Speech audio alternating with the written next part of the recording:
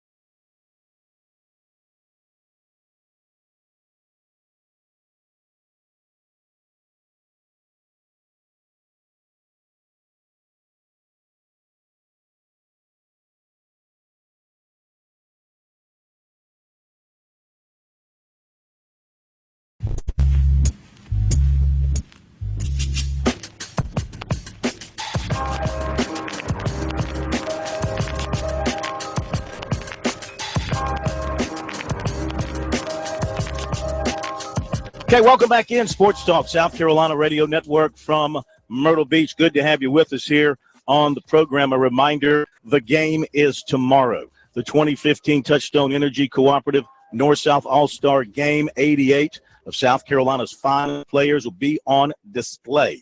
Get your tickets tonight, northsouthallstarfootball.com. Come on down, enjoy the weather, enjoy the beach, enjoy a good football game. The airtime on our network tomorrow will be at high noon, and kickoff is set for 12:30 at Doug Shaw Memorial Stadium. Should you be listening to us on the radio, you want to find us over the air, let me tell you what we've got lined up for you from that standpoint. Of course, the game will be streamed on our website, sportstalksc.com, so you can get it there. Our Myrtle Beach affiliate, WSEA-FM, will have us. Great signal there. In the Camden area, WPUB-FM, terrific signal. WCAM-AM as well will have us. In Columbia on 1470 AM and also 95.9 FM, The Points. That will cover most of the state. In Orangeburg, it will be on 1490 AM, the Cameron-Orangeburg area. In Chesterfield, 107.3 FM. In Lancaster, WRHM 107.1 FM, covering the Rock Hill area up around Charlotte, and in Union on WBCU AM. So that's where you can find us tomorrow. Be listening for us, but we hope you can come down and join us here at the beach. We are at our new broadcast location tonight at the Landmark Resort because we've moved downstairs to the banquet area for the Hall of Fame induction ceremony for the South Carolina Football Coaches Association. Going in tonight, Doug Bennett, Shell Dula, Bettis Herlong, Leon Maxwell, Latta, Johnny Roscoe, Billy Siegler, Bill Tate, Jimmy Moose Wallace, Virgil Wells, and Cecil Woolbright, Latta. So it's an esteemed group. Coach Mike Ware, who heads this all up for the Coaches Association, has joined us here.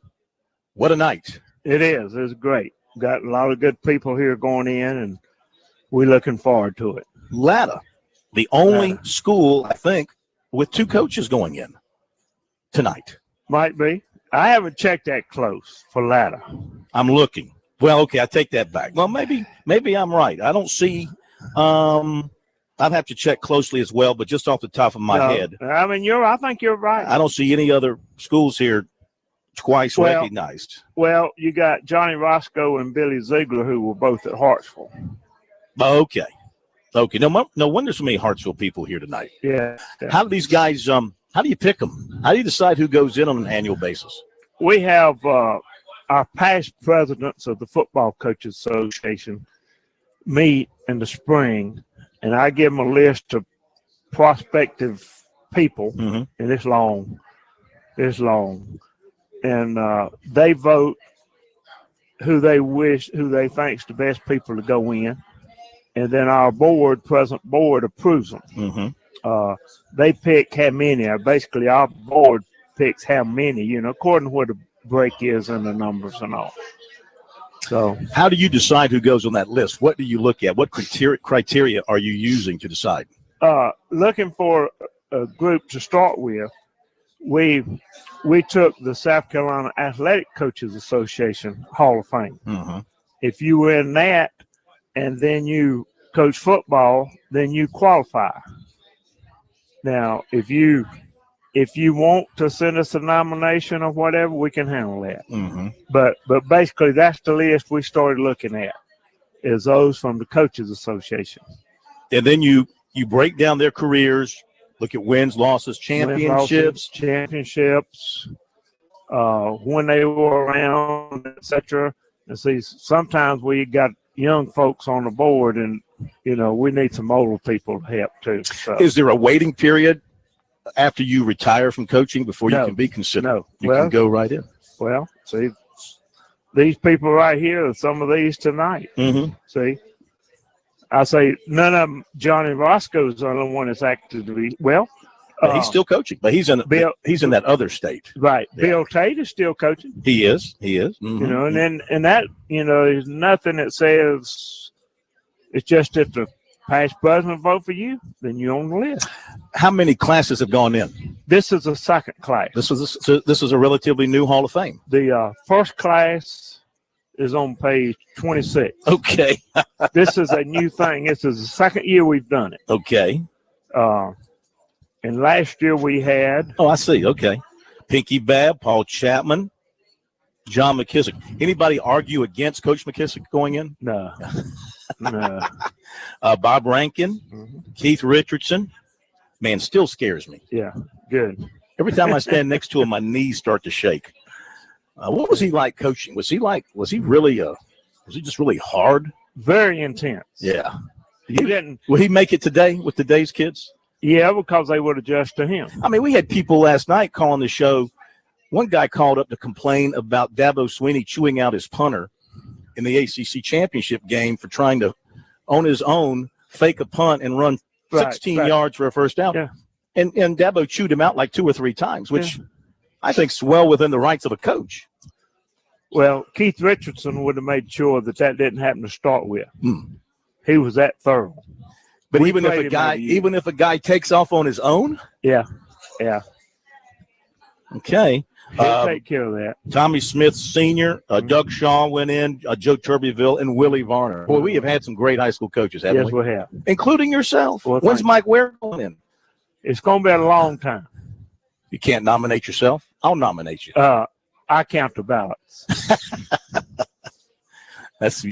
You'll have to, what they say, recuse yourself. Wait a minute. And Phil, in my opinion, there's a lot of good coaches out there that's more deserving than me. And that's why I'm saying a long time. Sure. Yeah, I think one day I'm probably going to get ramrodded, but as long as I got a choice. I mean, there's a bunch of good people still out there. Do you know your record? Do you remember your record? Sure you do. Do all coaches remember their record? I would hope so. Well, let me say this. I am the third winningest coach in Newberry High history. And that is, and if Phil Strickland stays about 2 more years, I'll probably be 4th. Yeah, he's moving up the list real fast. And who's number 1 at Newberry? Number 1 is Sam Baird. Oh, okay. And then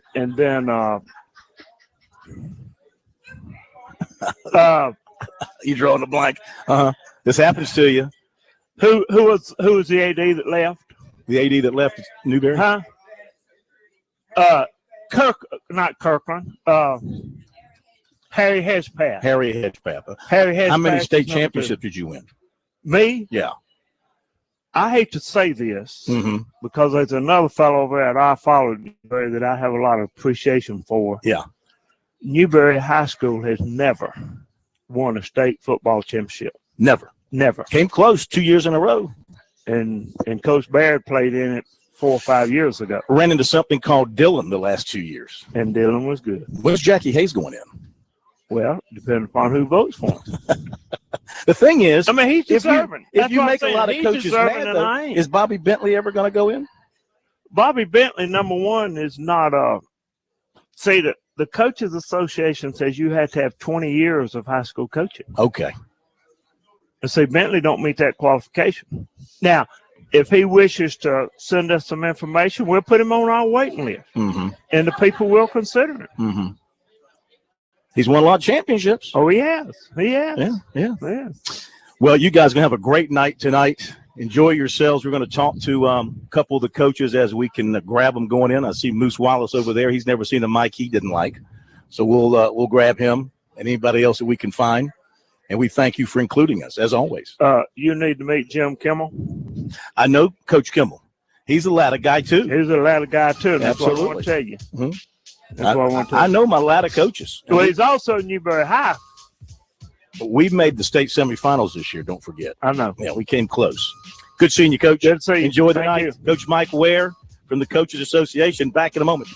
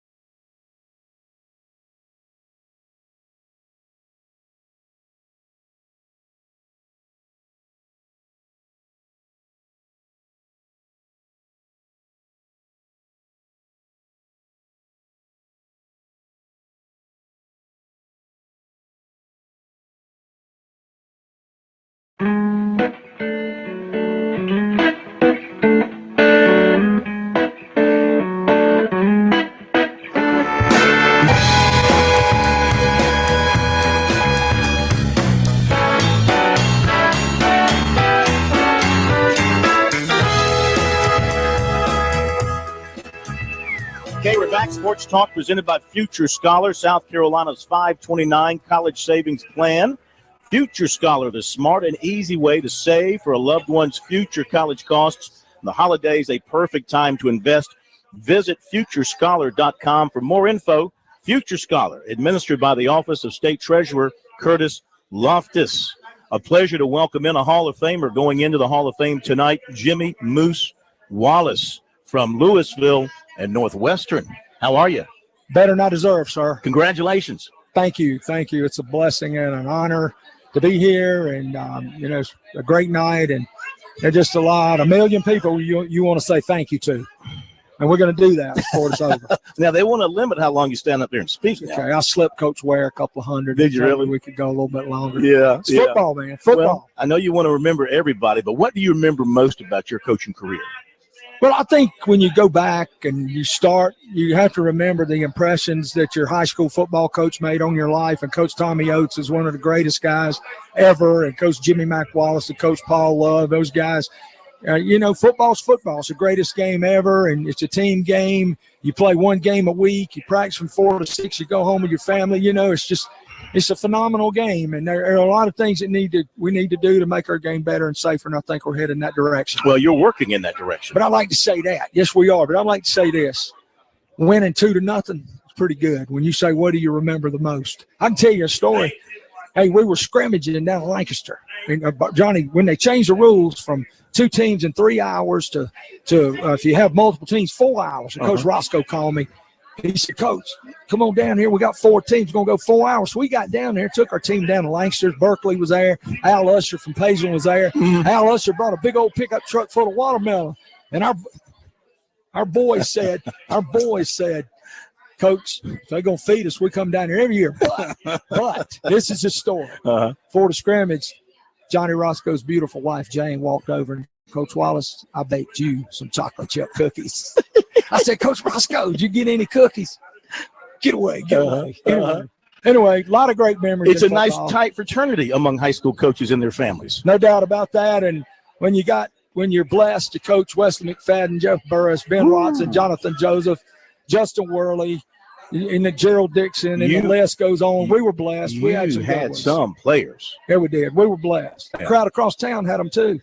What about Rock Hill and what you guys did back then, Jim Ringer, the other coaches, and what's happening now? I mean, it's just a hotbed for football. I don't think there's any doubt. I think that you lead me to the deal tomorrow in Lexington at River Bluff. The Rock Hill Gray-Y All-Star football team's playing for state championship. At 3 o'clock tomorrow, South Point will play Midland Valley for state championship. And then at 6 o'clock, there's a special team. Say it. They call them the Northwestern Trojans. And they're going to be playing for their 11th state championship. You're getting fired up and emotional over that, man. I love them. They know how to play the game. Well, you taught them. Well, we were blessed. We had a bunch of good coaches and a bunch of great players. Congratulations to you. Thank you, sir. Much deserved. Appreciate what you do for football. Appreciate you coming over. Jimmy Moose Wallace, back in a moment.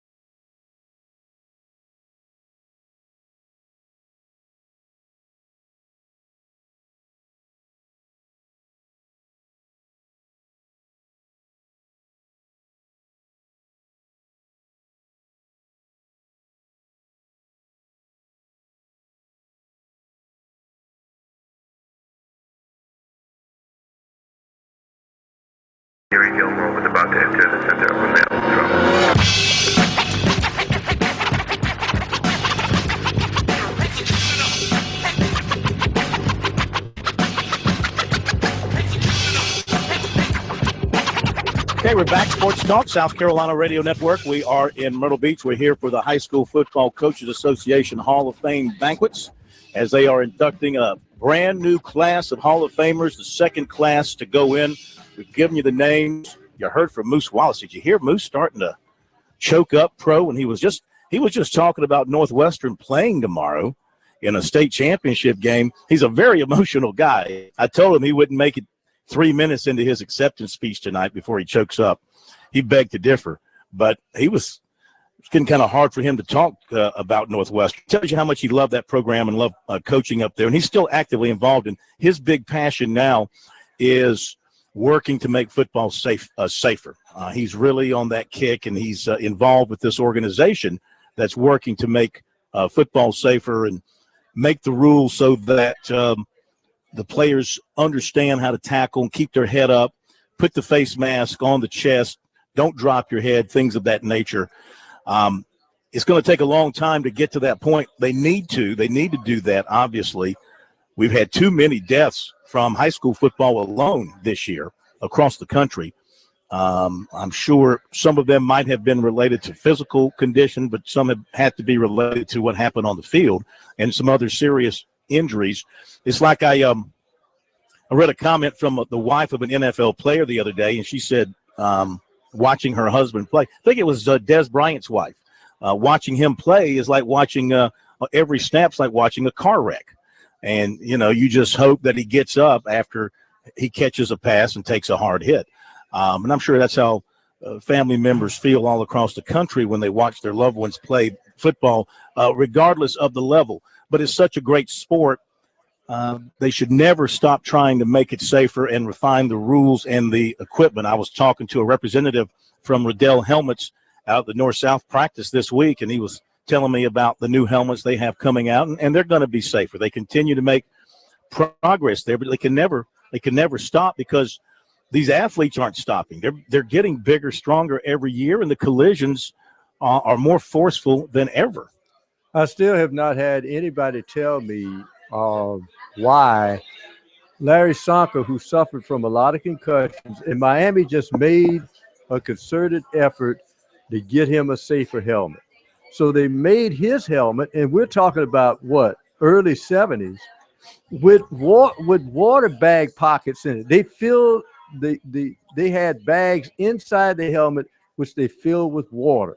And nobody's been able to explain to me, why can't you make a helmet like that for everybody? If it worked for Larry Sonka, who led with his head all the time, his running style, and he ceased having concussions, or at least he ceased saying he was having them, but nobody else wants to deal with this helmet with the water bags in it. I don't understand. All right, 800-956-7266 is our phone number if you'd like to join us tonight. Maybe share a comment about your high school coach and should he be in the Hall of Fame. 800-956-7266. Our email talkback@sportstalksc.com and on Twitter @sportstalksc. We have a new poll question out tonight for you on the website sportstalksc.com. The question is, who wins the Heisman? Who wins the Heisman? Derrick Henry, Christian McCaffrey, or Deshaun Watson, listed in alphabetical order by the last name. So far, the early voting, Derrick Henry is the big leader from those who have voted here. We shall see. Most of the national pundits, the odds makers, etc., are tagging him as the favorite to win on Saturday. But there have been upsets in Heisman voting before. I don't see how. Of course, everybody supports the guy they picked number one and would say, I don't know how you couldn't pick him. And every one of these three individuals, Pro, did something great this year, individually and for their team. Henry was the nation's leading rusher. McCaffrey was the nation's leader in all-purpose yardage. Watson was among the nation's best passers and among the nation's leading rushers at quarterback and led his team to a 13-0 record. So I don't know how do you separate except you just rely on your prejudice and pick the guy that you like the most because maybe you've seen him the most or he's from your territory. Yeah, that's why I would tell people that, it's interesting. It used to be a running back's trophy. Suddenly we've seen in the last decade, it's a quarterback's trophy. And let's face it, some guys, some years may think, okay, well, this quarterback is good, but we're giving them to too many quarterbacks. Let's go with the running back this time.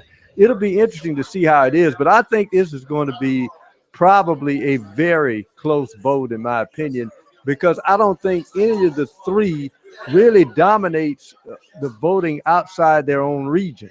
So that's why I said Deshaun Watson will have to siphon votes away out of his region in order to win it. Because I think, McCaffrey's going to lock up the West Coast, and then you got Henry for the South. But then when you go to the upper part of the South into the Atlantic Coast area, meaning up the Eastern Seaboard, then that's got to be Watson's territory. That's why I said early on, Watson winning that game against Notre Dame in dramatic fashion in that rainstorm we had that night during the flooding.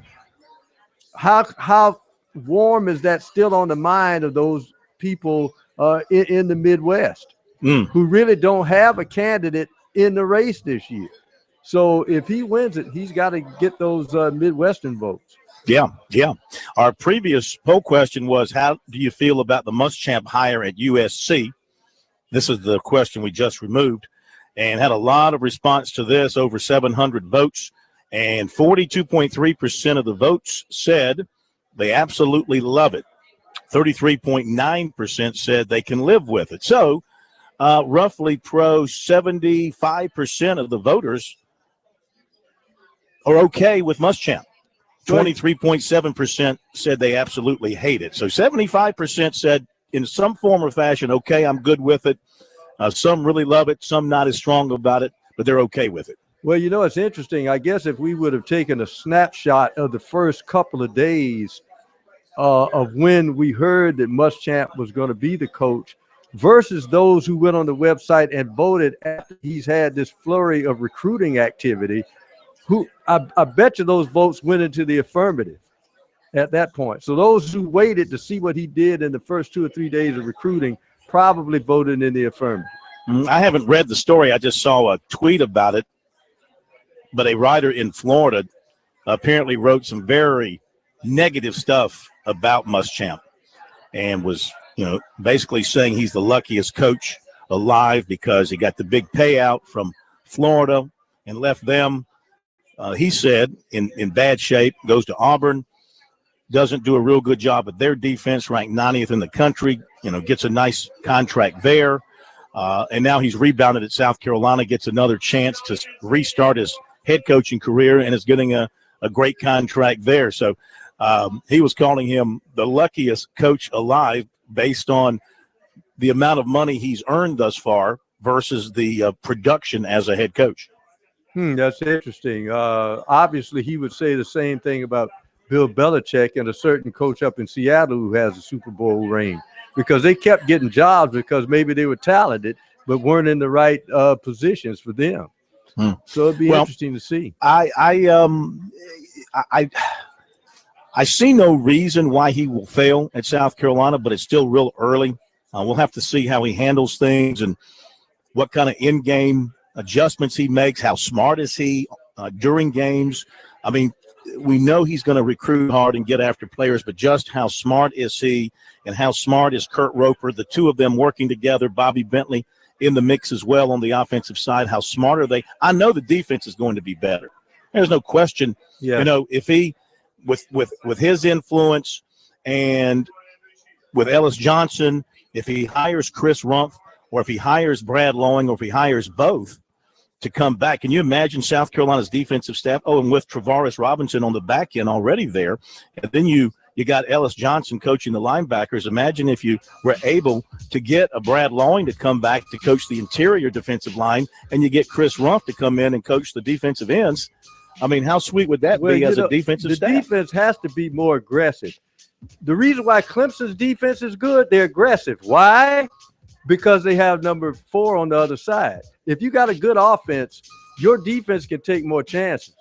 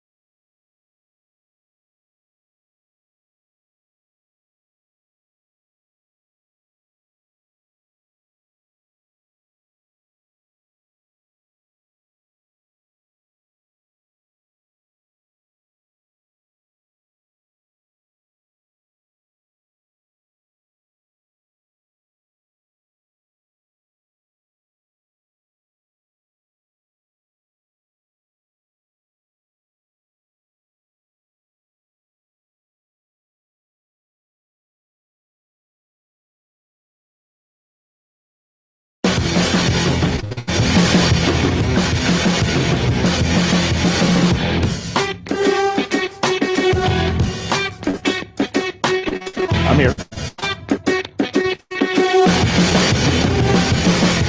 Okay, we are back at Sports Talk South Carolina Radio Network. And coming up in just a moment, comments from Deshaun Watson. Hey, whether you're a Gamecock or a Tiger, all South Carolina college football fans can agree on Founders Federal Credit Union with a convenient location on USC's campus and a Clemson office coming soon. Founders is a sure fan favorite. Visit relaxjoinfounders.com to see if you qualify for membership. Bruce Brumfield from Founders is here tonight. He is always involved in high school related things. That's what makes him such a great guy and their company such a great company. He'll do the invocation tonight, introduce the Hall of Famers, and then provide some closing remarks. So good to see him here. Great job that he and his company do. All right, recruiting coming up as well. We'll tell you about visits this weekend. USC lost a commitment last night. Fill you in on all that coming up. But Deshaun Watson is making the rounds in New York along with the other finalists for the Heisman. He met with the media today to hear what they had to ask and provide some answers. Just previous guys that I watched, like Cam Newton, Jenny Manziel, Marcus Mariota, Jameis Winston, Tim Tebow. Those guys that I was able to watch and see on TV. Those are the guys I kind of really try to look up to and model my game out there and just try to follow their lead and do the same thing they do. Were there one or two things on the top of your list that you wanted to do while you were here in the city? It's really just walk the streets and just be a tourist and just really just see the big buildings, big screens, and just eat the pizza and cheesecake and just see how it is up there. Just be like a normal guy and then just walk the streets. Maybe we'll have the opportunity later on tonight, but just really that pretty much. Deshaun, I understand that either today or tomorrow is a 1-year anniversary of your ACL surgery. Can you just describe what that journey has been like to come back as quickly as you did to play this way? Yeah, tomorrow will be the 1-year anniversary from the same day I had my surgery. And it's just been a tough ride. Long mornings, long nights, and just really everyday grinding and just trying to stay to the process and control what I think, control what I can control. That's the grind that I put in and the working time. And not listen to all the media stuff outside because they don't really know what's going on. They have their own opinions, and only me, my teammates, and the trainers know what's going on. So I knew how hard I was going to come back, and I wanted to come back even harder and be in this room, and now have an opportunity to be pretty swift. Why did you quit for your positive that you could make it? What was it about it, the situation that told you could make it back? Myself. I'm not going to doubt myself and sit in the room like, next year I can't do what I did before. I'm doing better things I did my freshman year before I was hurt. I never doubt myself or pay any negative thoughts in my mind. I think I can do anything. And that's the type of person I am. I'm very confident, and I know my skill set and what I can do. You've gotten more aggressive running as the season come along. Was there a particular game when you felt 100% confident in everything you're doing? I felt 100% confident in fall camp. At the beginning of the year, I didn't have to run the ball because we were running the ball with Wayne, and he was averaging 200 yards or something like that. And then people try to take away Wayne. I had to use my legs more. So, I've been comfortable since fall camp, and just now that we open up the playbook more and have opportunities for me to run, I'm gonna run. Sean, you said many times, your goals were Heisman Trophy, championship, win a national championship. You've done one already. The other one's sitting there right in front of you. How real is all this coming to you that all these things you talked about when you were just a kid are kind of coming true?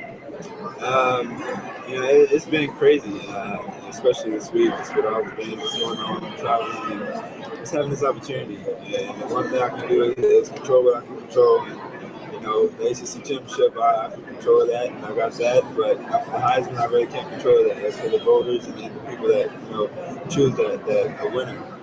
So right now I just sit back and just really enjoy the ride. And if I win, then I win. But if I don't, then it's not going to make me a bad person or upset. I'm just blessed to be in this position, be in New York, and just really enjoy this process. I can still we still can control the national championship. So that's still ahead of us, and that goal. And just keep going on. All right, Deshaun Watson talking with the media up in New York today as he arrived for the Heisman presentation tomorrow night. The actual presentation begins around what, Pro? 7 o'clock. They'll probably get around to naming the winner around 8 o'clock or so. That's about right. Yeah. And we'll see what happens. Hope it goes well for him. That would give our state 2 Heisman winners if he can pull it off. We shall see. Back in a moment.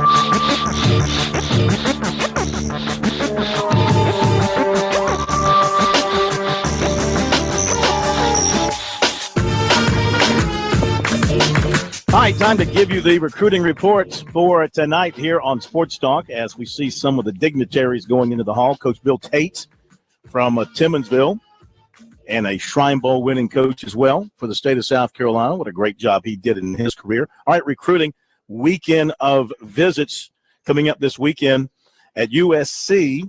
Receiver Brian Edwards, Conway, receiver Samuel Denmark, Hanahan, running back C.J. Freeman, Greensboro, quarterback Brandon McElwain, Newtown, Pennsylvania, defensive back Jamarcus King, Coffeyville Junior College, Kansas, receiver Kevin Ridley, Deerfield Beach, Florida.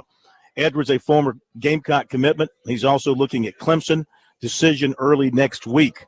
He's a December graduate. Denmark has been a Virginia Tech commitment since the summer.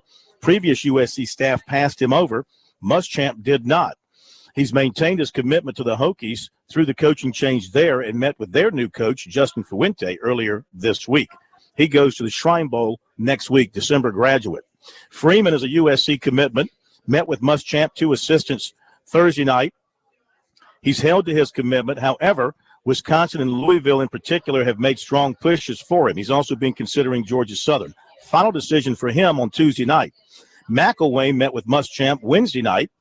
He also met with the new OC, Kurt Roper. He knew both of them from Florida when they recruited him for Florida. If he decides to enroll early, then he's locked in to USC. If not, he may take other officials, and then the baseball draft comes into play. he will make that decision after this weekend. King was being recruited by Muschamp and new defensive coordinator Travaris Robinson when they were at Auburn. The Tigers have been among his favorites, along with Baylor, Arkansas, and Miami. He's a mid-year transfer, 3 to play 2. Ridley was recruited by the former USC staff and has had interest all along. Just this week, he decided to take the official visit after the coaches visited his school. His brother, Calvin, is a star receiver at Alabama. Crimson Tide strongly involved, along with Tennessee and Auburn. Today, T.J. Brunson, the linebacker from Richland Northeast, was over for a little while for an unofficial visit. He talked with Muschamp and Sean Elliott, also with the new strength and conditioning coach. No change with him, still committed to Louisville. He'll take his USC official visit in January. Clemson's got defensive end Rashawn Smith of Baltimore and IMG Academy in Bradenton, Florida, making his official visit this weekend. He decommitted in August so he could take other visits. So he's been to Oregon, LSU, Auburn, and Maryland. The Terps are a big factor because of proximity and because of the presence of a personal coach of his on the staff. He plans to announce in the Under Armour game. An unofficial visit at Clemson today, 2017 quarterback Hunter Johnson of Brownsburg, Indiana, highly rated. He's committed to Tennessee. 2 other Clemson targets taking visits elsewhere this weekend. Defensive lineman Dexter Lawrence to NC State and defensive back Trayvon Mullen to Louisville. Receiver Kelvin Harmon of Palmyra, New Jersey, decommitted from USC last night because of the coaching change, and they sort of lost contact with him. He says he will still consider them. He's going to wait until signing day to make his final decision. And former Gamecock commitment Marlon Carricker, defensive back, says he'll visit USC in January. That's recruiting. Top of the hour break. We'll be back.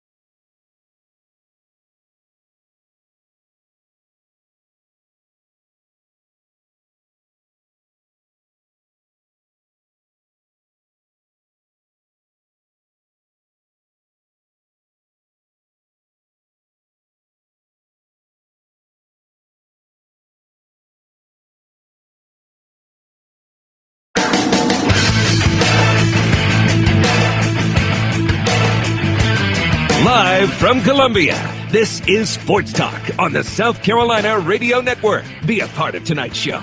Call us at 800-956-7266 or email talkback@sportstalksc.com.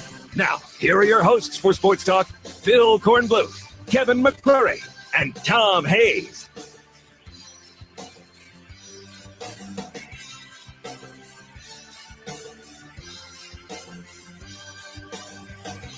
Okay, we're back at Sports Talk, South Carolina Radio Network, here on a Friday night. Hope you're having a great Friday night going into the weekend.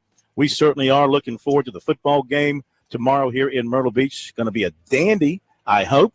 Coach Ted Luckadoo will join me on the call.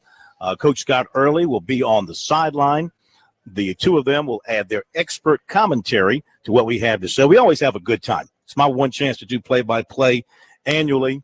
Have a lot of fun doing it and enjoy watching the young guys get out there and compete. And, Pro, I tell you, the weather is just ridiculous. We were talking to Johnny Roscoe earlier today about some of the bad weather games we've had here in Myrtle Beach over the years where you would be bundled up and shivering. It'd be snowing, raining, whatever the case may be. It's just been tropical down here this week. So we should have some very good football action tomorrow afternoon. And, of course, we've got state championship games in Columbia tomorrow. Weather should be good for them, too. So it's a great time to get out and watch some football here in December. Yeah, the interesting thing is you want to rotate as many players as you have to in the All-Star game, but also they'll need to.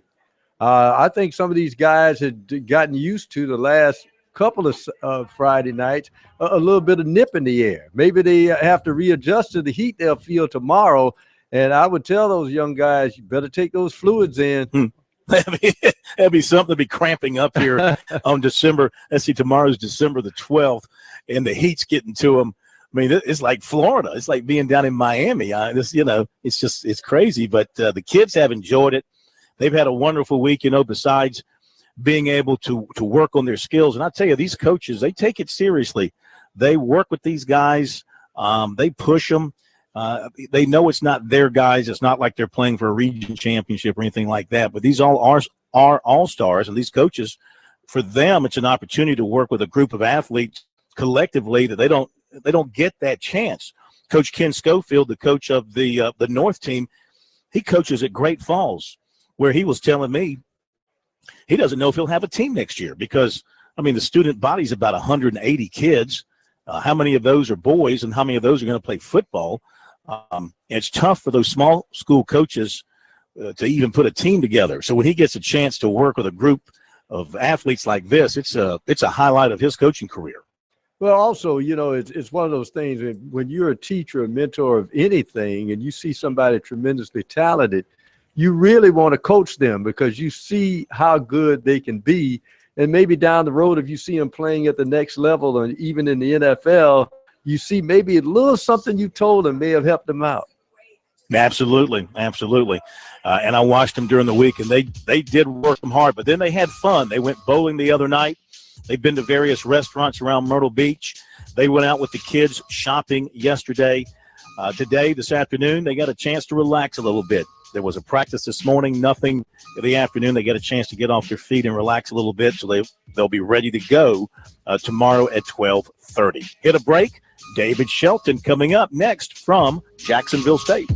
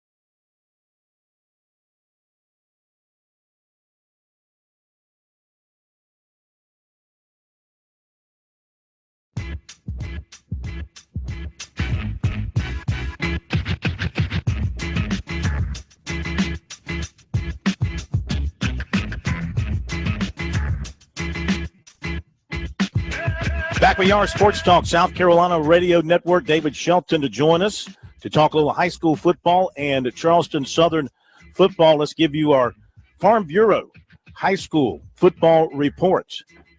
With new auto insurance rates from Farm Bureau Insurance, you could be saving a whole lot of money, even if you received a quote before. Rates are now more competitive than ever. Get a free quote today from your local Farm Bureau insurance agent. David Shelton joins us from the campus of Jacksonville State University. Jacksonville State, the Gamecocks, they take on Charleston Southern tonight in the quarterfinals of the FCS playoffs. Jacksonville State, is that in Anniston? It is outside of Anniston. You have to come through Anniston to get to Jacksonville. Gotcha. What's the feeling there about this? Going to be a nice crowd? Yeah, it looks like it's going to be pretty close to whatever they hold, probably 20,000 or so. Wow. Really nice place to play, nice stadium. It's got a big game feel. I mean, a Friday night on ESPN2 with a packed house. Winner goes to the semifinals. So, yeah, I think it's going to be a big night of football. Before we get to Charleston Southern, let's talk about state championship games tomorrow. We've got 3 of them, the 2 and 4A and the 3A contest. Let's begin with that 4A Division I game. What are you thinking there? Well, I think if fans like offense, I think that's the game to go to. I think there's going to be a lot of points scored between Fort Dorchester and Dorman. Both teams have really explosive offenses and are, they're okay defensively, but that's not their strength. Both teams have given up points in the playoffs, and although Dorman did play very well against Burns last week, so that may be a big push for them. But I kind of think, and both coaches also I think said during the week, I just think there's going to be a lot of points scored. It could be one of those 38-35 type games. Where did Dorman come from? I mean, they were a 9 seed, and here they are playing for the championship. Yeah, well, they lost 2 games by a field goal. They lost to Spartanburg by a field goal, and lost to Dutch Fork by a field goal, and then they lost to Burns. So yeah, they finished in 3rd in that region, and that would put them in that the way they seed those brackets. They had no choice but to be a 9th seed. They could have been a 5th seed if they had won one of those games, but they went on the road and won 3 playoff games. So it's big credit to them. They've avenged 2 of their 3 losses. They beat Dutch Fork and beat Burns in the playoffs. Okay, 4A Division II. What do you see there? We had Moose Wallace on earlier tonight. He's going into the Coaches Hall of Fame here. He got a little choked up talking about his Northwestern team. And, boy, Kyle Richardson, another great job by him. And this, too, looks like it's going to be a heck of a matchup. Yeah, I definitely think it'll be a very good game. I like Northwestern. I just think they're a little bit better on the defensive side of the ball. Lexington will give up some points and some yards, but I tell you, Lexington's shot with this game is if they're able to run the football. They've got a 2,000-yard back in Slade Terrell, and if they can use him effectively and eat up some clock and use some drives, I think they've got a shot. But I tell you, Northwestern's offense is just as explosive. This game I think will be a little less scoring, but it has the potential to be one of those high-scoring games. I just think the Northwestern's defense is just a tad little better than Lexington's overall. So if it comes down to a kick, though, I like Lexington in a close game. Well, their kicker's been there before, hasn't he? What about Lexington's receivers? You mentioned the running back, but they've got a nice set of receivers too, and if they have time to get them the ball, they can do some big things with it. Yeah, they do throw the ball well. They're a run first team in their spread. They like to run the football, but they can throw it. They're going to have to protect their quarterback because Northwestern's got a couple of defensive ends that will come and get the quarterback. That'll be a big key for them. If they can give him some time, they can take advantage of that size advantage on the perimeter. But again, if they can run the football and slow down that pass rush, I just think it gives them a much better chance. This Rudolph kid who can play tight end, defensive end, I think for college they're thinking more defensive end. What do you like about him? Yeah, well, he's a big, strong kid. He runs pretty well, very physical type player. And it's funny, the Rudolph name is assimilated with the great quarterback. Yeah. But he is a guy that likes to hit quarterbacks.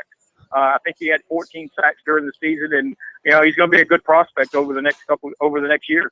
Yeah. All right, and then finally 3A and the Johnny-come-lately this time is Midland Valley facing the old Graybeard that's been there many times in their short history. I mean, South Point's not all that old as a school, but yet they're playing for another championship. What about this matchup? Yeah, the sixth time in 10 years that they played for a state title, and they're the defending state champs, and they returned some really good talent off that team. You know, they're going in as the favorite because of their experience and having been there. But this Midland Valley team, you know, Rick Knight's been doing this 36 years, and it's his first time as a head coach being in the state final. His team has really played well in the playoffs. They're healthy now. They've got a really good quarterback and good running back. And, again, they're going to have to be able to run the football, keep South Point defense on the field. Now, South Point's defense is very good. You know, I like South Point because of their experience, but, you know, Midland Valley's wearing that silver slipper right now, so you never know how it might end up. You know, you could say South Point, I think you could make this argument. South Point, regardless of class, has got the best secondary in the state. Yeah, I would think so. I mean, with McLeod and Smith, and, you know, not only that, those kids can cover, they can hit, they tackle. They're very athletic. On their defense, they're very athletic. They're good up front. They got a 10th grade defensive tackle that is just playing lights out. I mean, a lot of big numbers. So, yeah, their defense is legit, and their secondary is legit. That may not come much into play in the passing game because Midland Valley is going to really try to run the ball. Mm-hmm. But you're right. I think South Point could play at any level in this state. You know, I'd like to see South Point play Dillon. That would be a great matchup. Ooh. I don't think Jackie Hayes would volunteer for that. What about the Kendrick kid, the young guy at South Point? How good is he? How will he be used? You know, I've never seen him play. I read all the clippings and see the stats. You know, they've got several guys that are not seniors that are really good players, and it seems like every year they have a guy that is 10th grader just comes on the scene, kind of like Zeke Rodney did, and people like that. And they just have a great funnel system. They're just funneling them right in, and I think they're going to be really good for the next couple of years. They're going to have to replace their quarterback. Mm-hmm. And McLeod and Smith are good, but they've got a pipeline going on right now at South Point. Well, that whole Rock Hill area, though, David, I mean, year after year, whether it's Northwestern, whether it's South Point, now we see Nation Ford coming on, emerging. Yeah. Louisville, of course, has been good for a lot of years. Lancaster, I kind of consider them in that same area. They're much better. The one that's kind of trailing and trying to catch back up is Rock Hill High School. Yeah, Rock Hill really has never – they've not recovered from whatever South Point took from them. I know South Point took some from both schools, but apparently it hit Rock Hill a little harder because they never have recovered. They still have good athletes. Individually, they have good players, you know, that are recruited each year, but they just haven't been able to put the wins together. You know, they're kind of stuck in that 4-5 win while South Point and Northwestern is playing for state titles. All right, we'll talk about Charleston Southern after the break, but you know what's coming now. It's time for David to tell all. The winner of 4A Division I will be? I'm going to say Fort Dorchester. Fort Dorchester. Mm-hmm. The winner of 4A Division II will be? I'm going to say Northwestern. Northwestern. And the winner in 3A will be? South Point. Yeah. Okay. Which means all those three opposing teams will probably win the game because I just picked against them. Your bulletin board material. Well, how'd you fare in picking the championships last week? I won Dillon. I won Lamar. I lost Allendale Fairfax. Southside Christian won that. And I won Abbeville. So I lost one of the four that were played.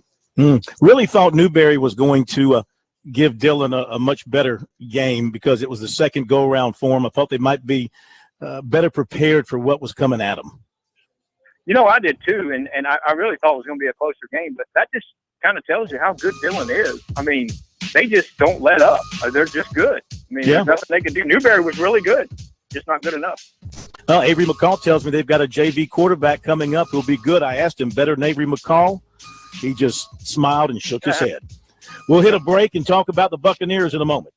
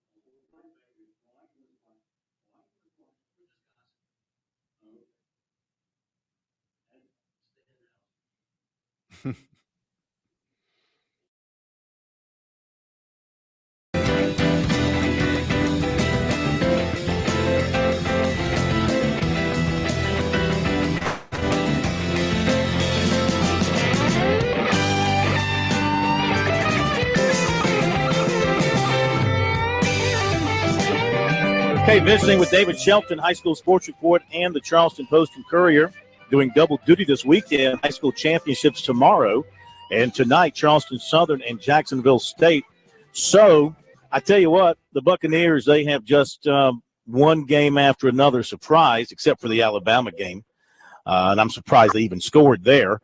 But everything else has just been, one big win after another that they have put together. They never, I don't think in anybody's mind they ever get the respect they're due because of their history and being such a small school and such a small facility and all that, and they just overcome. But this is a giant they're taking on tonight. This is a team that almost beat Auburn, David. What about the matchup? Yeah, it is definitely, other than Alabama, this is the best team they've played. They're a legitimate number one ranked team. Like you said, they really should have beat Auburn. They had the ball with 2 minutes to go in that game and the lead and ended up losing in overtime. They've kind of demolished everybody they played except for UT Chattanooga. Last week they beat them in overtime, and early in the year they beat them by 3. But everybody else in FCS they just demolished. CSU has not lost to an FCS team all year as well. And they come in here with a fighting chance. They got to keep this game close. They can't let it get away from them early, and if they can do that, the longer it goes where they're in the game, the more they believe they can win. So, on paper, they're not favored to win. They won't be favored to win, but there have been several games this year where people didn't think they could win, and they did win. So they kind of like playing the underdog role. Well, you could say they got to keep their quarterbacks healthy, but they don't because they used 3 last week and 1 against the Citadel, and he told us the other night, Coach Chadwell did, I think 2 of the 3 are ready to go, or are all 3 ready to go? They're all 3 here. All 3 are dressed out. I'm watching them warm up. The starting quarterback, Austin Brown, is actually going to start the game. He got cleared to play yesterday. He was able to practice a little bit late in the week, and they feel like they give him the best chance to win. But all 3 of them are here. They all made the trip. So if they're into their third quarterback, that means things aren't going well. I can tell you that. Georgia Southern's losing their coach to Tulane, and I saw Jeff Hartzell from the Post and Courier tweeted out that on the short list, Mike Houston, Jamie Chadwell, at least among their fans. I mean, it's going to be tough for Charleston Southern to keep him the way it's going. Yeah. I mean, it's a matter of time, whether it's after this season or next year's Charleston Southern team is going to be better than this one. They lose their quarterback, but they got a young man, London Johnson, who played at Marlboro County, who they redshirted. they feel really good about. They got a lot of guys back on offense and defense. They'll be better next year. But Jamie's going to go at some point, whether or not it's this year at Georgia Southern or next year at another school or 2 years. But, I mean, he's an up-and-coming coach, and I think Charleston Southern knows that. They can't compete with, $500,000 head coaching salary. So they'll get what they can out of him, and hopefully he can build the program up to where the next guy comes in and inherits a good program. All right, David, enjoy the game tonight. Hey, tomorrow, if you don't mind, we'll call you during halftime of our broadcast from here at the North-South and get an update from you on the high school championships. Sure enough, I'll be there. Thank you, brother. David Shelton, High School Sports Report, best in the business. Also, Post and Courier covering the Buccaneers. Back in a moment.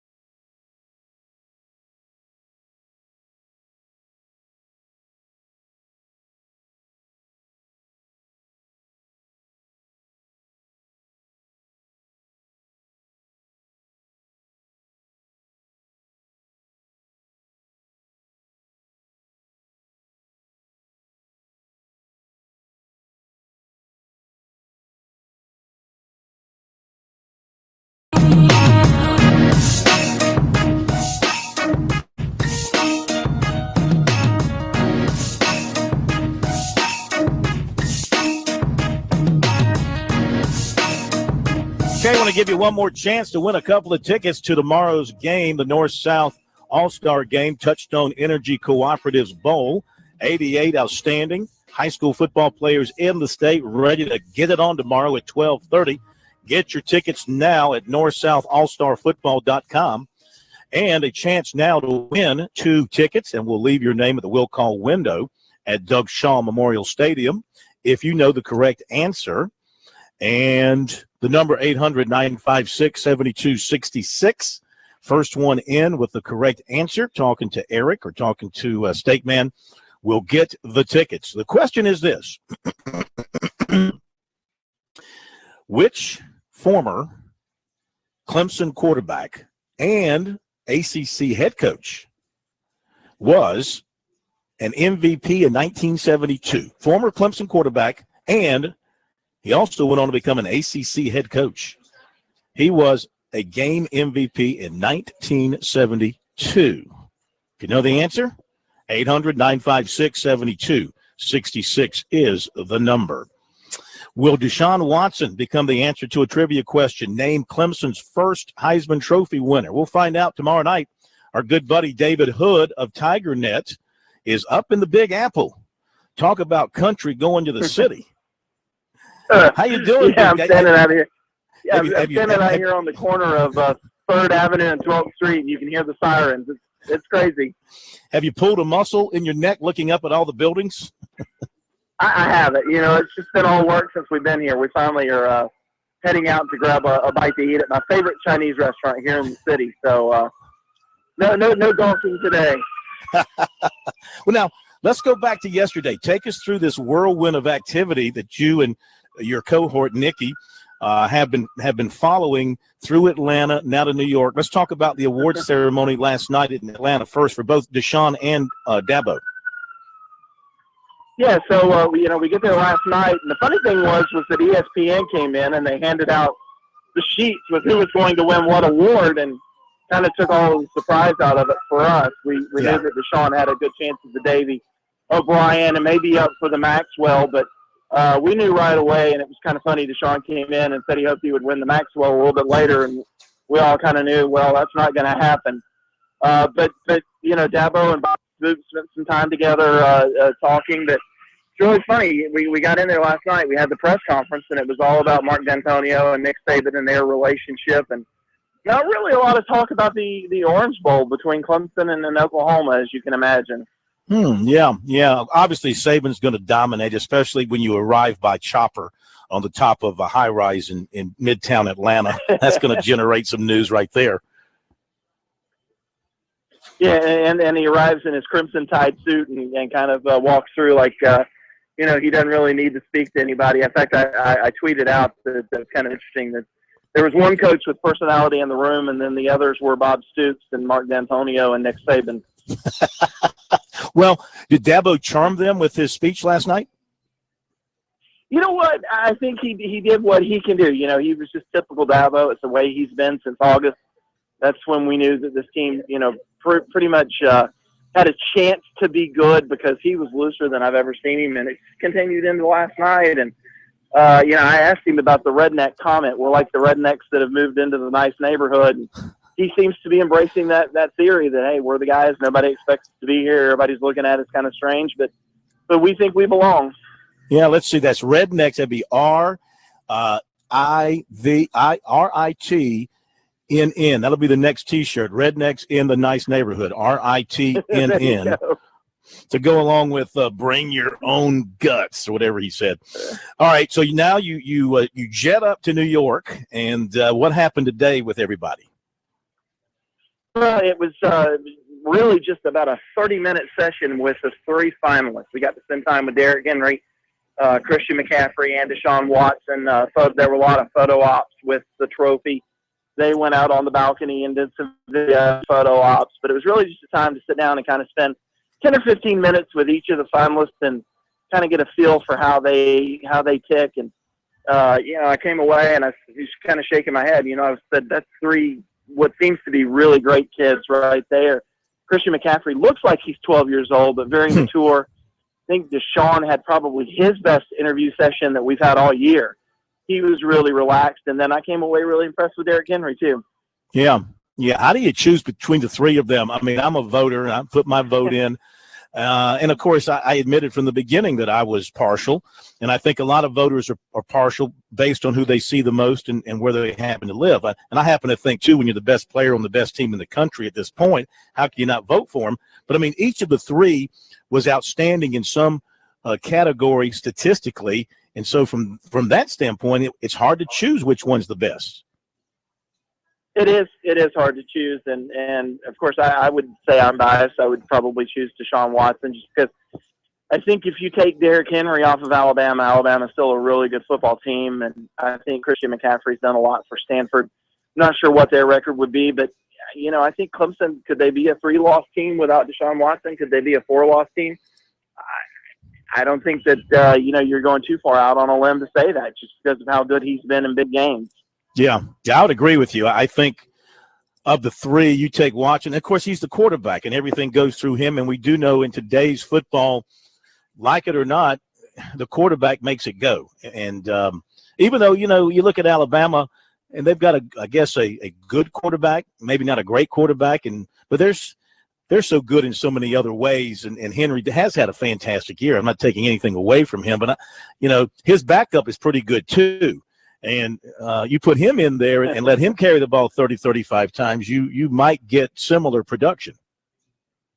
Well, I was bragging to everybody up there today that behind Alabama's offensive line, I'm 48, and I might get 4 yards to carry. So, that tells you what I think about Alabama's offensive line. They're a bunch of studs, and we were, kind of discussing today, will McCaffrey carry the Western vote? Will he get everything out west, and then will Watson and Henry kind of split the South and the East, or will the running back split the vote and maybe Watson has a chance? I think it's going to be interesting to see how it all turns out tomorrow night. Yeah, I agree. What was did you have a chance to talk to any folks who were voters who offered up their opinion? Yeah, I talked to 3 or 4 there in the media room, and it was 2 for Watson and 2 for Henry. None of them were McCaffrey guys, but they were all East Coast guys. So It was split between those 2 guys. All right. What's ahead for Deshaun and the other two? I mean, I know they are just going to be loaded up with media stuff between now and tomorrow night. Yeah, he said that they were going to go out and do a little sightseeing tonight. I think his mom said she wanted to go to Junior's Cheesecake, which is right across the street from the hotel. And then they're going to do some more sightseeing tomorrow, and then I think they're going to be sequestered probably starting about 3 or 4 o'clock tomorrow. They're going to get on the suits, and the media, we're actually going to be locked in a room for about 2.5 hours without being allowed out. So tomorrow's going to be a busy and an interesting day. Mm-hmm. What do you mean locked in a room for 2.5 hours? Well, they just basically told us that we needed to be there an hour before the show starts, and the show is going to be 90 minutes, and we're not allowed out of our area. Okay, very good. When does Clemson start bowl practice? Have you heard?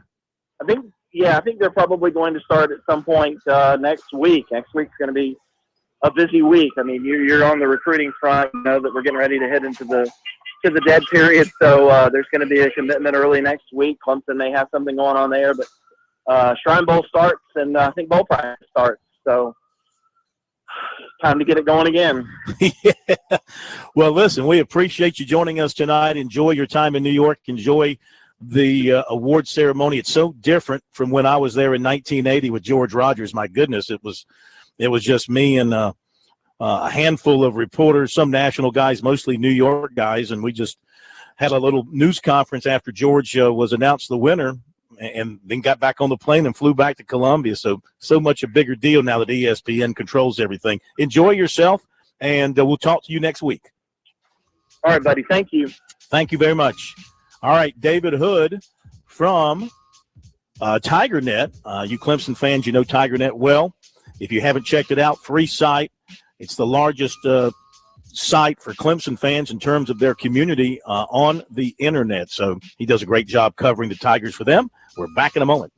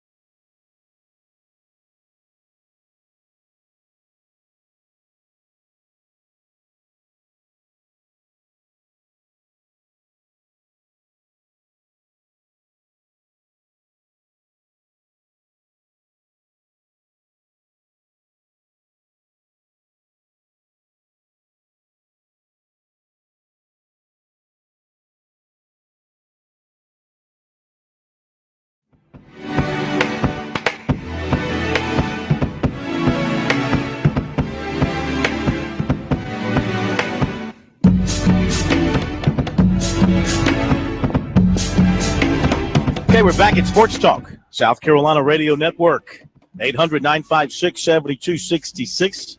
We got time for a couple of quick comments if you want to join us, or take a shot at the trivia question for 2 more tickets to the North-South game. The question is, what former Clemson quarterback and ACC head coach was an MVP in 1972? He was one of 2 MVPs that year. Can you name him? 800-956-7266 is the number. What do you have basketball-wise there, Pro? We've got one in-state game tonight at halftime in Spartanburg. Is USC Upstate 26 and North Greenville 25. That's a halftime score. Okay, very good. Some email. Let's see here. Yarkey asks, who do you think defensive lineman Dexter Lawrence will commit to on Monday? Well, the feeling seems to be Clemson, but he is visiting NC State this weekend. I think Clemson was going to go in today to visit with him before he went on that visit. You never know what happens when you go on a visit, especially locally, as NC State is to Wake Forest, North Carolina. And they've been on him very hard, too. But most of the recruiting gurus on the Internet have offered up the opinion that it's going to be Clemson. Well, don't you think that Shaq Lawson's decision may enhance his feeling that he'll get playing time very early? Well, Shaq's a defensive end. I think this kid's more of an interior defensive lineman. I don't think he's an edge guy. Let me just double-check my notes here. Yeah, he's 6'5", 330. I don't think he's out on the edge. He's more like right in the middle. He'll be in there with Scott Pagano and who else is coming back for Clemson next year? Pagano. Let me look at the roster. I don't want to offer up a guess without looking. Where is it here? Where's my Clemson football roster? There we go. Let's see. Who will be back next year? Let's see. Kevin Dodd is scheduled to be back. Carlos Watkins is scheduled to be back. Does any of those guys Scott Pagano comes back. Swing? Say again? No, I was saying that any of those guys you mentioned that's already there, do they have the potential, maybe if Lawrence comes in, to move out the end? I don't think so. I think Watkins is an interior guy all the way. Pagano's a nose guard, an interior guy all the way. So I think he's an inside, what are they, one technique, two technique, three technique guy, over the center, over the guard. I think he's an inside talent. All right, we move on. Let's see here. John writes in about Dabo and the punter. Remember we had the phone call about that the other night? Yes. It's not that Dabo chewed out the punter. It's that he walked away and came back and chewed him out some more and then did the same thing again just for the cameras because he is Dabo. P.S. The fake was probably on when it was 4th and 12 before the penalty, and then they didn't make sure everybody knew it was called off when it was 4th and 17. Come on, if it's 12, they know it's off. Now, here's the thing. Now, he walked back to talk to him again because what happened as a result? North Carolina got a touchdown. So he explained to him, see, you cost us that. So I don't begrudge him for he was genuinely pissed. He was genuinely ticked off. Coaches have that right on their sidelines to express their discontent as vehemently as they want to. And in some cases, I'm okay with an old foot up the butt. You kind of you can't really do that anymore. But a head slap, what's wrong with a good head slap today? We've become so soft. Now we're sissifying football. Everything else is becoming sissified. Now we're sissifying football. No, there's nothing wrong with a slap to the helmet to wake a guy up, especially when he makes a mistake. Ain't that right, Coach? Put a doggone hand to the side of the helmet. You daggone right. Brian writes, how many recruits has USC lost since announcing Muschamp as coach? Let's see, with the decommitment last night from the wide receiver, that would be 1, 2, I believe that's 3. J.J. Givens, Kelvin Harmon, and the Smith kid, Jonathan Smith. That would be 3 that they've lost. But here's the interesting since last thing. week.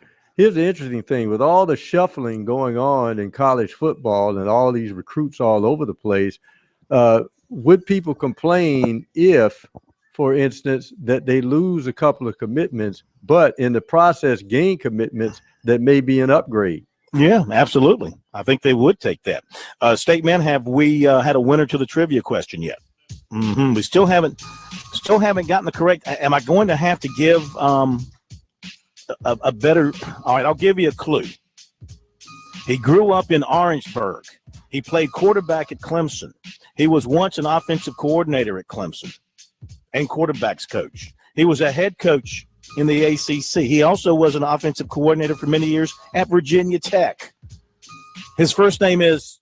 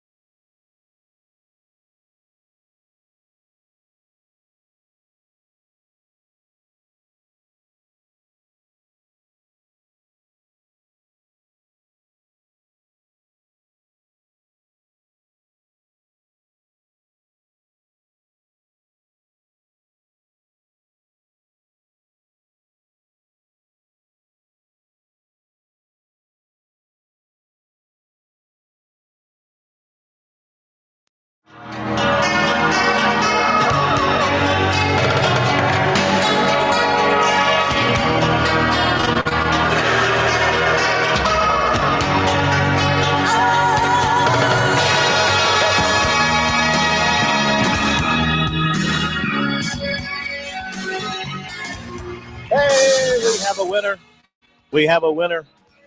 Congratulations to Russell Belcher from, where's he from, State Man? Did he say? He's from Columbia. Thank you so much. And the correct answer, Mike O'Kane, 1972. You practically he was a game MVP. I know. I was. I wanted to do my best to help out and give every clue and every opportunity I could come up with. So, Russell Belcher, congratulations to you. He knew it. Mike O'Kane is the answer.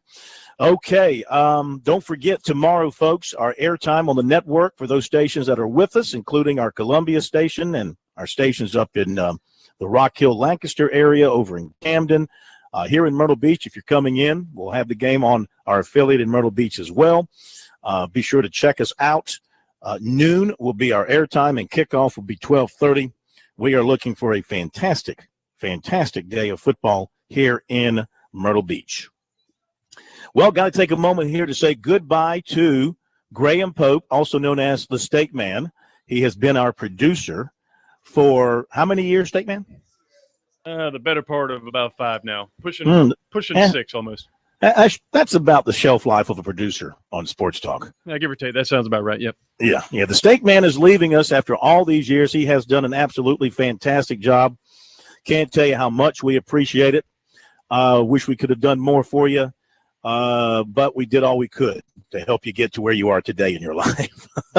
I'll take what I can get. Thank you, Corn. Appreciate it. Tell everybody what you're going on to do now. Clear up some things here in the States where I've been for the past 30-plus years. And then Is that related to legal issues or what? No, obviously not legal issues. Just you got to get property and stuff out of the way when you make the big move to a big city. So I'm going to take the next couple months, clear up all that stuff, and then make my way. So that's on the agenda.